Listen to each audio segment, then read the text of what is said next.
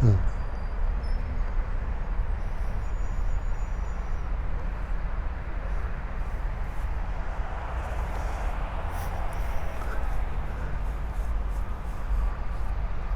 Phil, where are we today?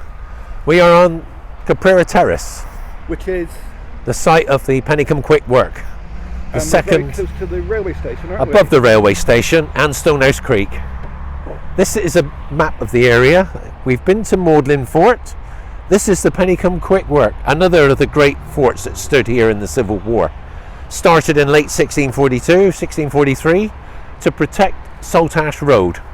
This Which used is to the be road there now. this main road went. This is Saltash Hill, Saltash Road, went down to Stonehouse Creek and along and out to Saltash. It overlooks now the railway station, but it's got good views of the Central Park area of Plymouth and Stonehouse Creek.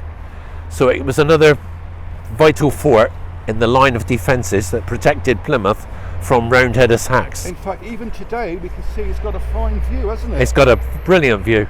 If you can imagine this place with no houses on, you could see for a long way off. You could see where any movement of troops come in, because a lot of the trees would have been pulled down in those days, used for firewood, used for building.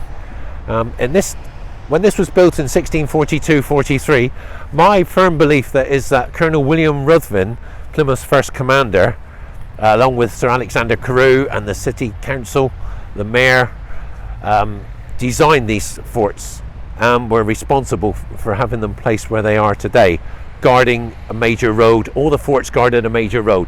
Eldad Hill, the new work at Eldad Hill over at Millbridge. This one overlooked Stonehouse Creek. Magdalen Fort overlooked Mutley Plain and Stonehouse Creek, and Lipson Fort overlooked Lipson Creek. That was all connected by trenches and earthworks, reinforced by wood and stone. This place, Pennycomequick's most significant moment in the Civil War, was when Sir Richard Grenville attacked.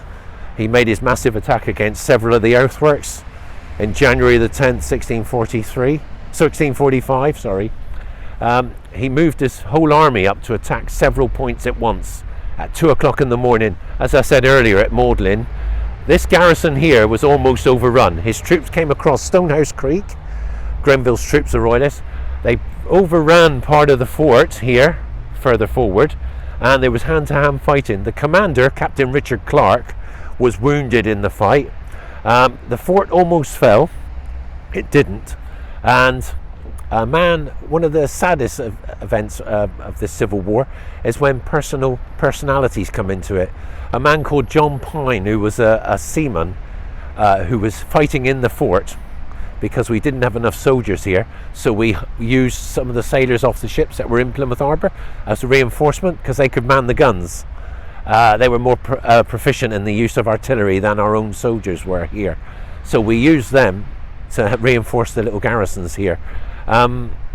He was killed in the fighting. He was a local man, and he left behind a widow and 3 young children in Plymouth. But over to the right, I'm going to show you something now. Over to the right, in that area across that little road that goes down to the train station, there was Houndiscombe House stood. And on that site, near that site, to protect this major fort from any sneak attacks that could come in from behind, they would build little forts. And there was one there called Little Pennycomequick. And I'll tell you more about that when we go over there, if you like. Thank you very much again, Phil. That's all right, Steve.